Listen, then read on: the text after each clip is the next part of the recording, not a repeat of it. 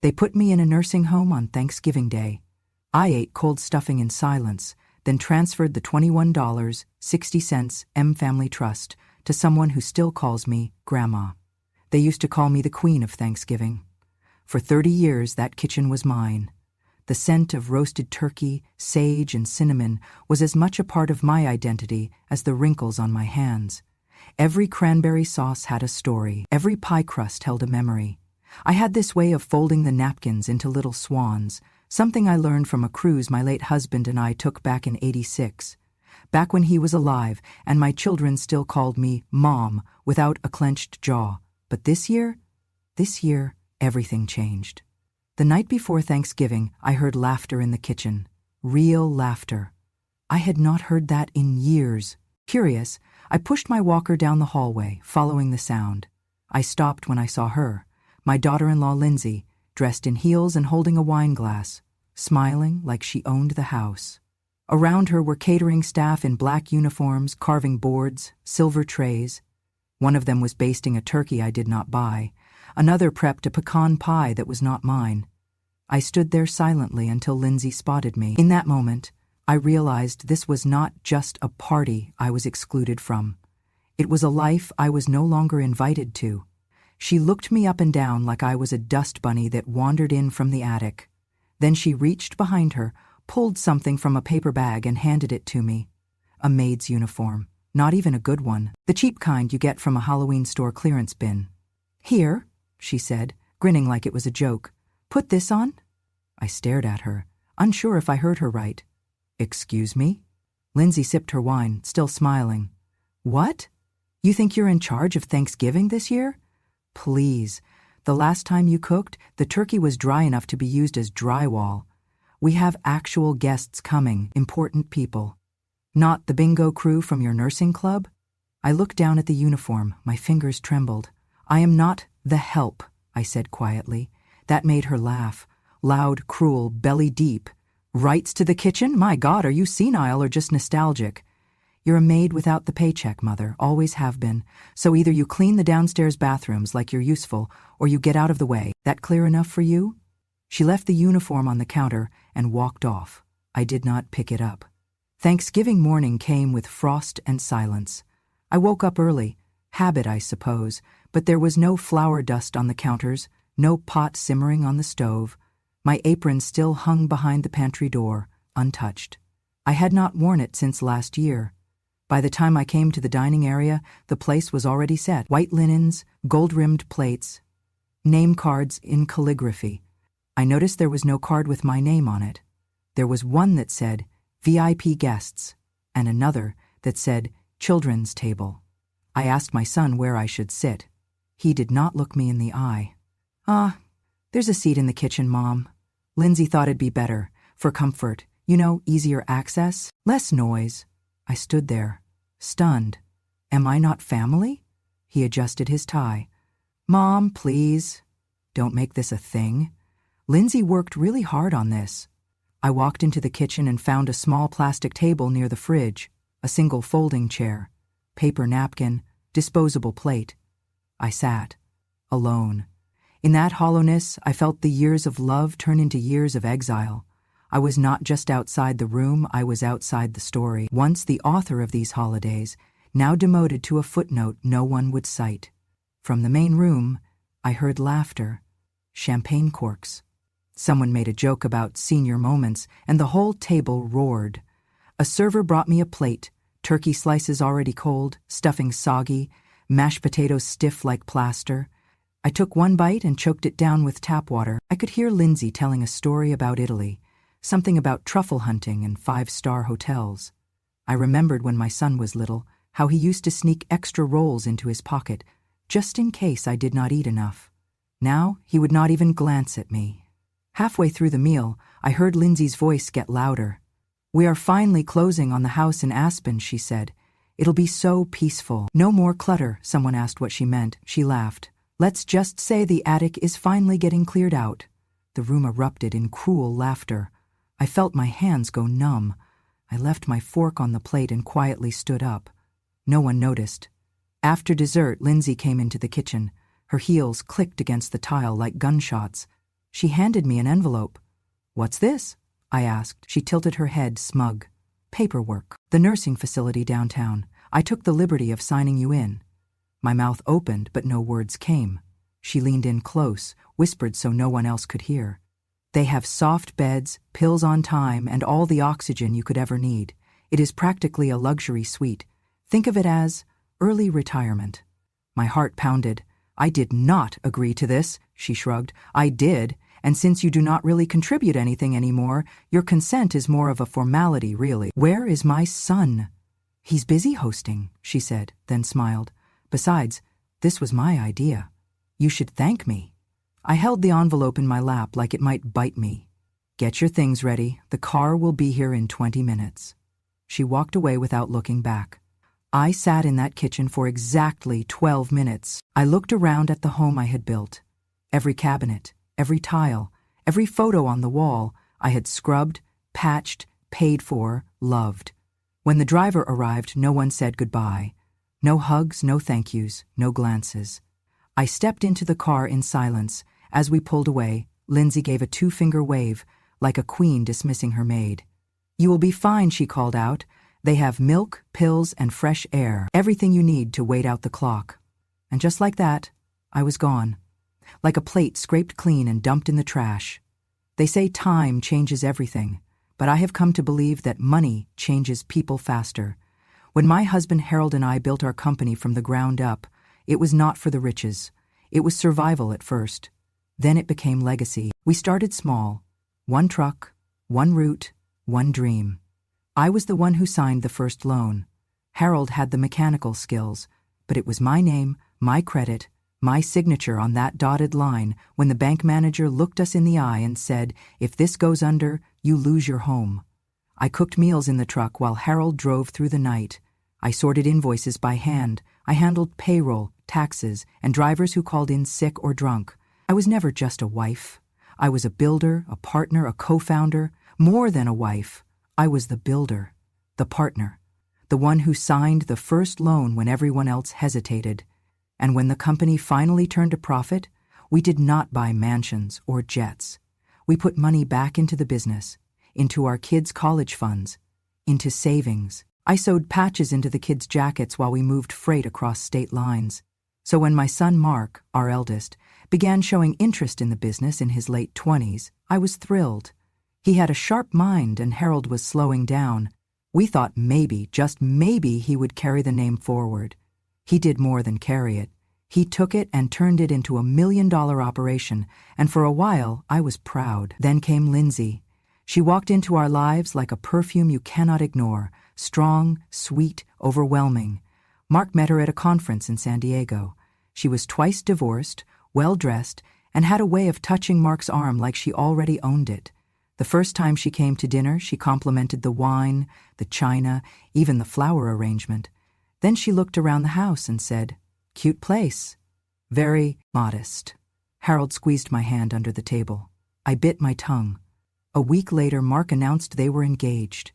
I pulled him aside. "Are you sure?" I asked, quietly. "I mean, are you sure she loves you, not your income statement?" Mark bristled. "You think she's a gold digger?" he snapped.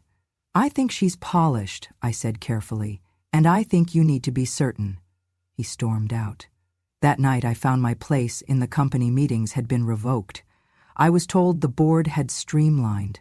The next month the accountant removed my name from the expense approvals. When I asked Mark why, he said, "Mom, it's time you enjoy retirement. You've done enough." Enough?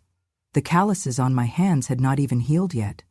Lindsay never forgot that I questioned her. From the moment they married, she set out to erase me like I was a stain on their luxury life. At family dinners, she spoke over me, changed the subject when I shared memories. When I brought my famous sweet potato casserole for Thanksgiving 2 years ago, she accidentally left it in the oven until it burned, then told everyone I had gone senile. She meant well, she laughed. Bless her heart. One evening she made shrimp linguine for Sunday dinner. The noodles were overcooked and the shrimp rubbery. I said, gently, maybe next time a splash of lemon might help balance it out. She did not speak for the rest of the night. As I stood to leave, I heard her whisper to Mark in the kitchen, "Who does she think she is? Gordon Ramsay's ghost? Woman probably cannot even chew. I pretended not to hear. The following week, my access card to the company's HQ was disabled. Mark texted me. Nothing personal. Lindsay says clients get confused when they see you walking around. Confused, that was the word. As if I were a ghost, hovering, irrelevant, inconvenient. What hurt the most was not Lindsay's barbs. It was how quickly Mark absorbed them.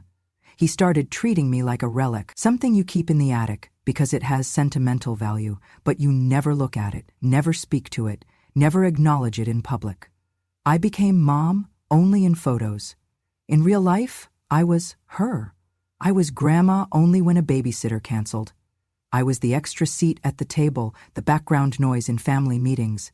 They stopped celebrating my birthday. At Christmas, they gave me a candle labeled Calm Your Mind. At New Year's, they suggested I try yoga for balance. Balance. Balance. What they meant was silence. They wanted me present, but invisible, alive, but quiet, and I played along for longer than I should have. I told myself it was temporary, that Lindsay would grow up, that Mark would remember. But people who forget you when you are standing in front of them rarely remember you when you are gone. The moment I knew I was no longer seen as a mother, but a burden, was the day I heard Lindsay talking to a friend on the phone. She was walking past my room, thinking I was asleep. Honestly, she is just a walking wallet, she said, laughing. Old people think love is measured by casseroles and bedtime stories, but all they're good for is dying on time. The next day, I found my medication organizer in the trash. No explanation. That weekend, Mark told me they were planning a family trip to Aspen for just the 4 of them. I asked if I could come. Lindsay responded before he could. There will be snow, and altitude, and expectations. Maybe not ideal for someone your age. She was wearing diamond earrings I recognized. Ones I had given her for their anniversary. Ones Harold and I saved up for during our first expansion year. She kissed my cheek that night and said, "Get some rest, Mama. You look pale. No matter how much you give, some people will always measure you by how much you have left, and when they think you have nothing left to give, they do not mourn you. They replace you. They forgot who built the house, who signed the loan, who filled the fridge when all they saw was hunger." But I remembered. I remembered everything. The nursing home smelled like bleach and boiled peas. My room had 1 window, 1 bed, and 1 chair. The kind of setup that made it clear you were not expected to entertain visitors. The walls were bare, no family photos, no familiar furniture, no framed memories. Just beige wallpaper and the soft hum of a distant TV in someone else's room. They called it a suite. It felt like a cell. The nurse who showed me in did not smile much. She pointed to the call button, the bathroom, the meal times. I nodded like a good patient. My suitcase was placed at the foot of the bed, small, soft-sided, and half-zipped. No one helped unpack. No one asked what I needed. When she left, I stood in the silence, suddenly aware of how heavy loneliness can feel when it has walls to echo off. I opened the closet out of habit, expecting to see my clothes lined neatly, like at home. But what met my eyes was something I had not seen in years. A letter. Old, yellowed slightly at the edges, the envelope still bearing the handwriting I would recognize anywhere. Emeka. He was a child when we first connected. I sponsored him through a charitable program, $40.00 a month, and letters mostly. He was 11, living in a rural village in Nigeria. His first letter was all crooked lines and questions. Is snow real? What is the color of silence? Do you eat cake every day? I answered every one. We kept writing even after the program ended.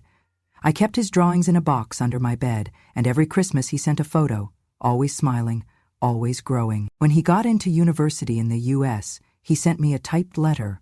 "Grandma, your faith got me here. I will make you proud." I had not heard from him in over a year. But here, in this cold, empty room, his letter waited for me. With trembling hands, I sat on the edge of the bed and opened it. "Dear Grandma, if you are reading this, I hope it means you are still somewhere safe, somewhere peaceful. I miss our letters. I still read them. When I feel lost, I reread your words and remember the strength of your voice. I am in my final year at Harvard Law. I will graduate this spring. I got here because someone believed in me when I was just a scribble in the margins of the world. That someone is you. I love you, Emeka." Tears blurred the ink. For the first time in days, maybe weeks, I felt something other than shame or defeat. I felt remembered. I reached for the tablet the nurse had left on the nightstand and typed in his email address. It was still the same. Within minutes, a reply came. A video call request. I pressed accept, and there he was. Emeka, now a grown man. His hair short and neat, glasses perched on his nose, a bookshelf behind him, stacked with thick volumes of law and justice. His face froze, then crumpled. "Grandma!" His voice cracked. I smiled through my tears. "Yes, baby, it's me." He wiped his eyes with the sleeve of his sweatshirt. You look smaller," I laughed softly. "That's what betrayal does. It shrinks you." He shook his head. "No, you are still the strongest woman I know." I told him everything. The Thanksgiving, the envelope, the laughter, the car ride. I tried to be calm, to sound wise, but by the end my hands were trembling again. Emeka leaned in closer to the camera. "They put you in a home?" "Yes." "No discussion? No kindness?" He exhaled sharply, jaw tightening. "They do not deserve your silence." I shrugged. "They never asked for my voice." He paused, then sat up straighter. "Grandma, listen to me. I know I am just a student, but I interned last summer at Franklin and Bates. Do you remember them?" I nodded. "I do. Linda used to work there. She was in my Bible group." "Exactly. I was her mentee. I have been studying trust law, inheritance structures, and elder abuse statutes. This is not just morally wrong, it might be criminal." I blinked. "I am not trying to sue anyone. I am not talking about revenge. I am talking about protecting your rights." He looked directly at the screen. "If you need me, Grandma, I will defend you like I would my own mother. I owe you everything. You are not alone in this. Not ever." I could not speak. Somewhere deep inside me, a small ember stirred, something I thought had gone cold. Not rage, not vengeance, but the slow-blooming recognition of my own worth. He saw me. In a world that had made me invisible, Emeka still called me Grandma. And that was the beginning of everything. Before Harold passed, he called me into his office. He was never a sentimental man, more of the type to show his love in actions, not words. But that day, he reached across his desk, took my hand in both of his, and said, "When I go, I want to make sure you're protected, not just from the world, but from the people who say they love you." At the time, I thought it was grief talking, or fear, but Harold had always been the more pragmatic one in our marriage. While I raised the children and cooked dinners and paid the bills, he built legal fences around everything we had built, fences that could only be unlocked by trust and integrity. What I did not know then was that he had added something extra to our estate plan, something few people ever consider. A clause buried in the final pages of the irrevocable family trust. The moral clause. I discovered it after Emeka's call, when I could no longer sleep in that soulless room in the nursing home. I contacted our old attorney, James Whitlow, who still practiced in Reno. I asked him if he could retrieve the documents Harold and I signed all those years ago. He remembered Harold well, respected him deeply. A few days later, James arrived at the nursing home. He brought copies of everything. I sat with him in the common area, the television playing muted soap operas behind us. He slid the thick packet of papers toward me and flipped to a section marked with a red tab, Clause 14C. Transfer of beneficiary status due to breach of ethical and familial duty. It was written in that cold, lawyerly language, dense, precise, but I understood it. It said in no uncertain terms that if any primary heir displayed cruelty, neglect, exploitation, or abuse, physical, emotional, or financial, toward the trustor, the trust would immediately revoke their beneficiary status and transfer assets to the secondary grantee named within. That grantee? A line written in Harold's tidy pen, to be named at discretion of surviving trustor in the event of moral failure by heir. Me. I was the surviving trustor. I had the power to reassign the $21,600,000 0 cents family trust, not based on bloodline, but on behavior. James looked at me, one brow raised. You understand what this means? I nodded slowly. It means they never read to the end. He smiled faintly. Most people don't. And so I got to work. With Emeka's help and James's guidance, we began collecting proof, because legality, unlike family dinners, required evidence. The first item we gathered was from the front door of the house that used to be mine. Lindsay had installed a smart doorbell camera years ago, more for aesthetics than safety. What she forgot was that it stored video and audio. Even after I was gone, Emeka accessed the footage using a password I still had saved. We reviewed it frame by frame. There I was, walking out of the house on Thanksgiving, small and silent. And there was Lindsay, leaning into the camera just after I left, laughing with her friend on speakerphone. Finally got rid of the old witch, she said. Hoo-hoo, Hawaii, here I come. It was clear. It was cruel. It was damning. The second item was even more personal, a screenshot Emeka found on an old iCloud account tied to Mark's tablet. An account they never thought I had access to. It was a group text between Lindsay and two of her friends. One of the messages read, "She's just a wallet with a heartbeat. Not for long, though. I upped her meds this week. Fingers crossed." I could hardly breathe reading it. Was it a joke? A threat? A confession? It did not matter. It was enough. The third item came from my doctor, Dr. Hadley. I had seen her every quarter for 5 years. She ran full cognitive tests each visit, ever since I turned 70. Dr. Hadley provided a notarized statement confirming that I was of sound mind and body, that I was lucid, stable, and fully capable of making legal and financial decisions. I was not senile. I was not confused. I was betrayed.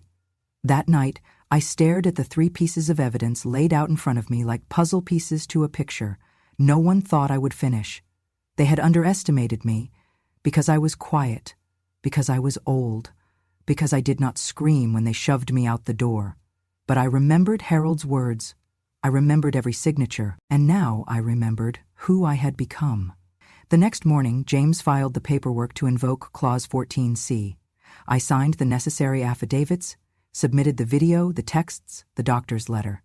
Given the irrevocable nature of the trust and the clear moral violation backed by documented evidence, the reassignment process was not only swift, it was bulletproof. Within 72 hours, the trust had been reassigned. Lindsay and Mark were no longer heirs. They had been replaced by someone who still called me Grandma, and they had no idea. Not yet. The pen felt heavier than it should have, like it carried the weight of 30 years of silence. My hand trembled, not from age, but from the gravity of what I was about to do. The signature line on the final page waited for me, crisp and bold, as if daring me to reclaim what had been mine all along. And so I signed. 3 strokes, first name, last name, done. Just like that, the $21,600,000 0 cents family trust no longer belonged to my son Mark or his wife Lindsay. It now belonged to Emeka, a young man with no blood ties to me, but more loyalty and love than anyone who shared my DNA. James looked up from the document, his voice calm. "That's it. It's official." I nodded, trying not to let emotion break through. Send the notifications. That afternoon, the storm began. The first ripple came from the bank. An automated message was sent to the family's financial advisor, then to Mark's email. Notice of beneficiary change, effective immediately. Within an hour, access to all associated accounts was suspended. Checking, savings, business credit lines. Everything frozen. The trust no longer recognized Mark as the rightful beneficiary, and since the business accounts were structured under the family trust umbrella, the bank was legally required to freeze them, pending reassignment of control. Mark called me 5 times in the span of 2 hours. I did not answer. Then came the message from Lindsay, furious and panicked. "What the hell did you do? Our accounts are frozen. I have vendors waiting. I have payroll to make." I let it sit, unread. The second wave arrived that evening. The house. The family estate, 5,800 square feet in Reno's wealthiest neighborhood, had also been held in the trust. Legally, that meant I had the authority to revoke residential rights from any occupant deemed in violation of the clause. And I did. The notice arrived by courier. Effective immediately, Mark and Lindsay were to vacate the premises within 10 business days or face legal eviction. I made sure the letter was formal but not cruel. No insults, no threats, just truth, dressed in the sharp suit of legality.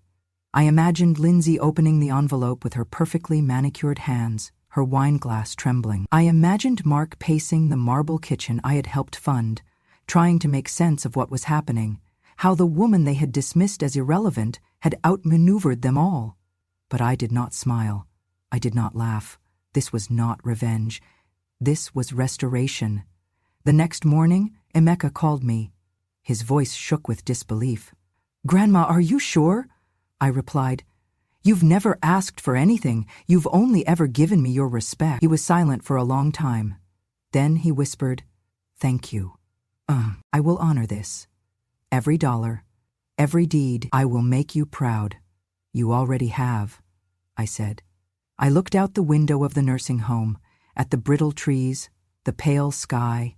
Everything felt sharper now, clearer. For years I had been told I was old-fashioned, irrelevant, delusional. But those who said it had never read to the end of the contract. They never looked past the surface of the woman who served them meals and raised their children and sacrificed her youth. They thought I was just a shadow with a checkbook. But I knew my worth. And now, so did they. Later that day I received a voicemail from Mark. His voice was frantic, cracking with disbelief. "Mom, you cannot be serious. You gave everything to that kid? That outsider? What about us? What about your family?" Family. It was always the word they threw around when they wanted something. But family is not just blood. It is behavior. It is loyalty. It is memory. Emeka remembered me. They did not. I deleted the voicemail. The final step was notifying the board of the company.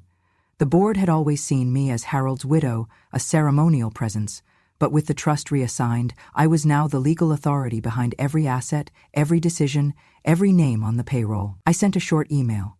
"There will be new leadership, details forthcoming." Mark was removed from his position as CEO by end of week. In the official statement, I wrote just one sentence.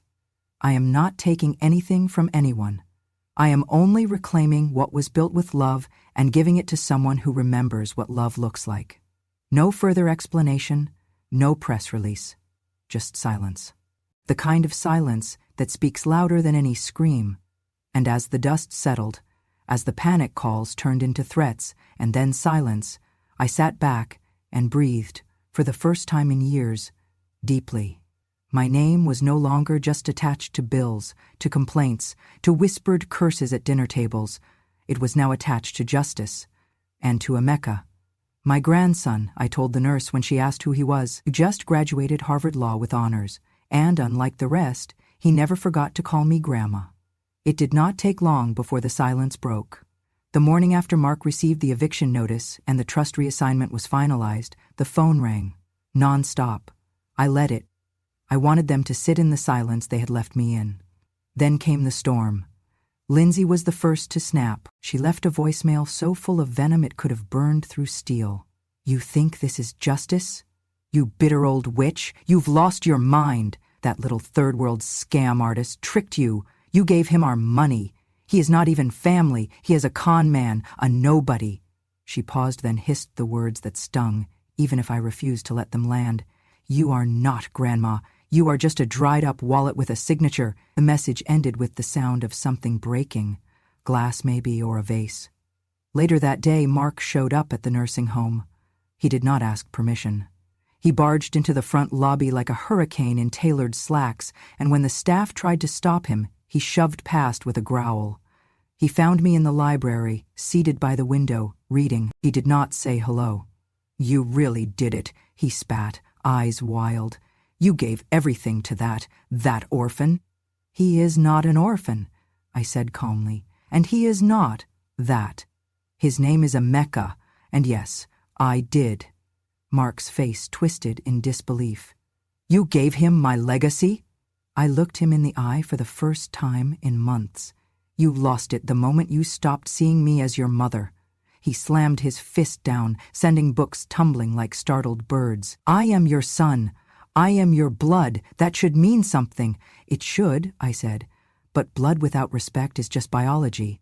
That was when he snapped. He slammed his fist onto the bookshelf, knocking over a framed photo of my wedding. A nurse rushed in as the frame shattered. "You're senile," he screamed. "You're being manipulated. You think that little immigrant cares about you. He just wants the money." I stood up slowly, my knees stiff but my spine straight. "Don't you dare call him that," I said, my voice low. "He is more family to me than you have been in years." There was a silence, not from shame, but from disbelief. Because to them, love without blood was betrayal. But to me, blood without love was nothing. "You'll regret this," he shouted. "We'll take you to court. We'll get everything back. This isn't over." And then he left, slamming the door so hard it cracked the glass on the nearby framed painting. Within a week, the lawsuit came. Filed under incapacity and undue influence, it claimed I had been mentally manipulated, coerced by a younger man for financial gain. That I was no longer of sound mind. That I had been preyed upon by someone unrelated and opportunistic.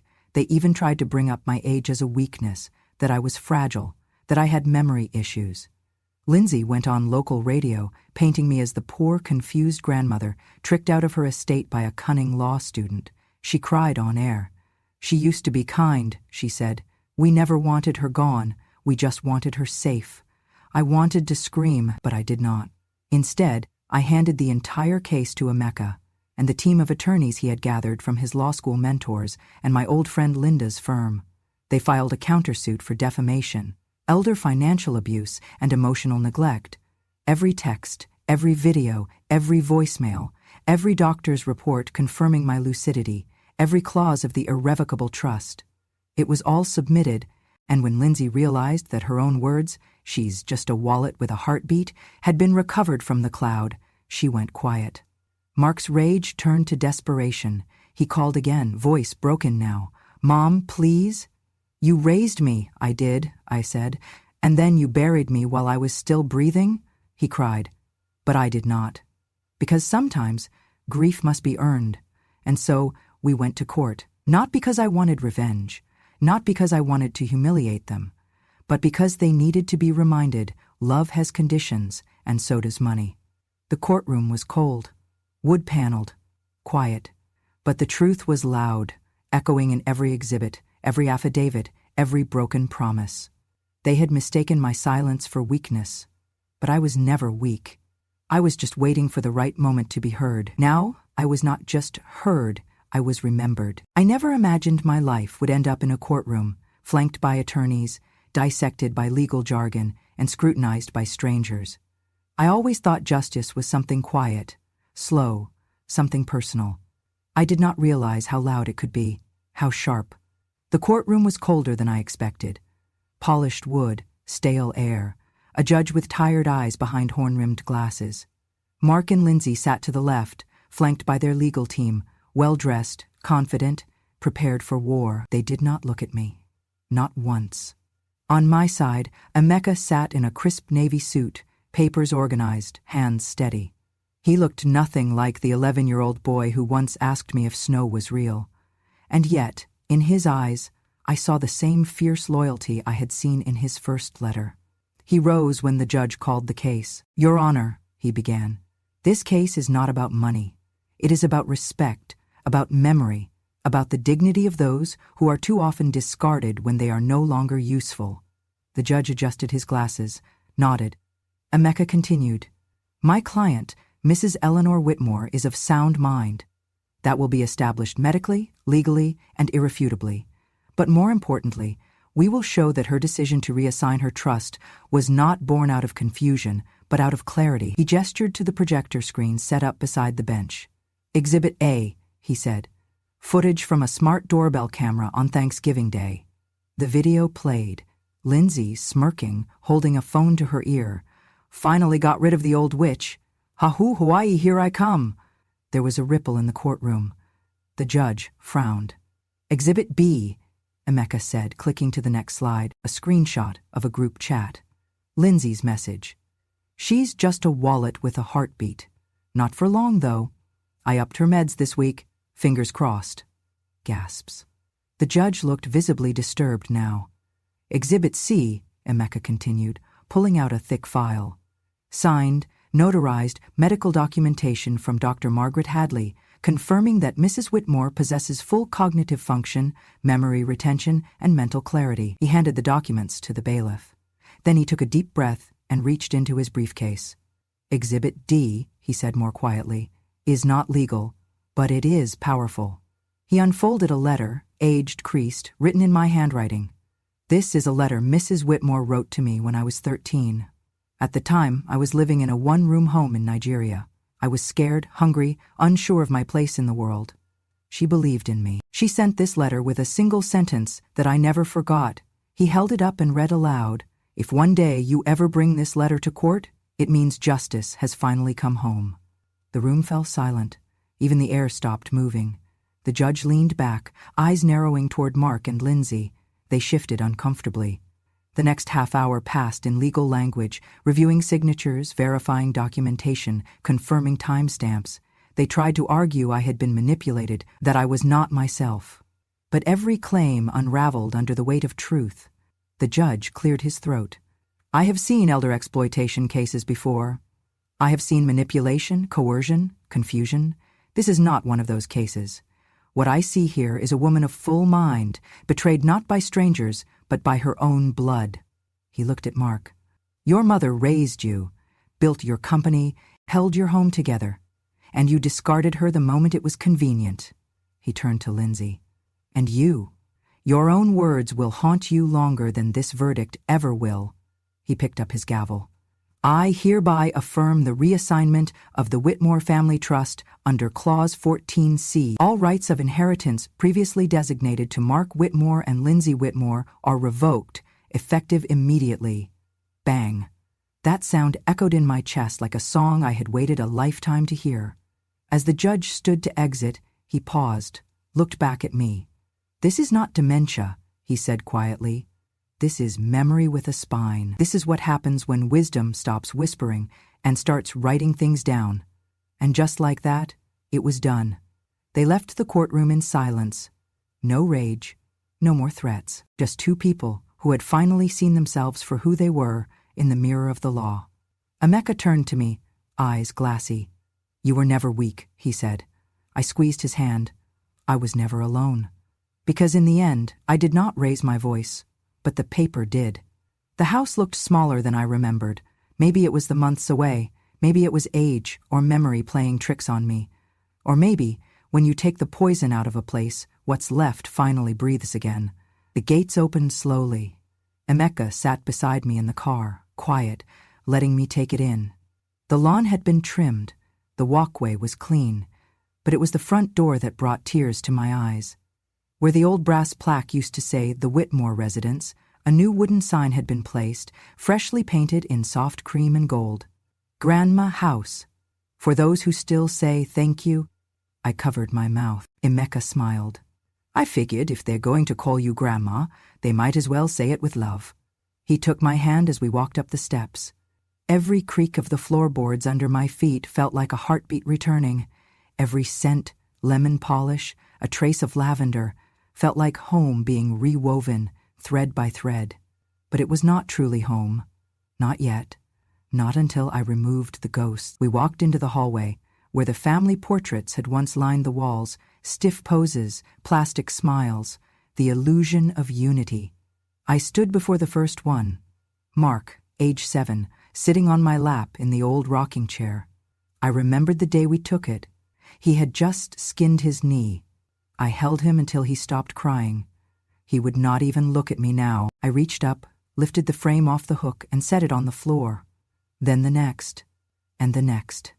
Every photo, every reminder of the people who had smiled for the camera but scorned me when it mattered, one by one I removed them. We carried them out back to the fire pit Harold built with his bare hands. Emeka helped me light the flame. Each photo burned like a lie unraveling. Not out of hate, but liberation. I said nothing. I did not need to. The fire spoke for me. Glass cracked, wood blackened, and memories turned to smoke, not to forget them but to release them, to send them away, no longer chained to the walls of the home I built. When the flames died down, I turned to Emeka. Come inside, baby. It's time. Back in the hallway, I took one frame from my small suitcase. A photo of just the two of us. Me in my Sunday dress, Emeka in his graduation gown, grinning with his Harvard diploma clutched in his hands. I hung it where the old family centerpiece once sat. Nothing else. Just that. Just us. He watched me from the hallway. "Grandma," he said softly, "are you okay?" I nodded. "You know what the difference is between you and them?" I asked, my voice steady. He waited. "They lost their inheritance the moment they forgot how to say thank you." I turned, looking at him, full and proud. "And you? You only ever said 2 words to me, and because of that you earned everything." He did not speak. He just walked forward, wrapped his arms around me, and held me like family should. I stood there in that embrace, in the silence of a home reclaimed, a legacy restored. No more whispers behind my back, no more biting words at dinner, no more being asked to sit in the kitchen. This was my house, and in this house, no one called me a burden, no one called me a maid. In this house, there was only one name that mattered: Grandma. Thank you, dear listener, for sitting with me through this story, not just to hear what happened, but to understand what it meant, because this wasn't just about inheritance or money.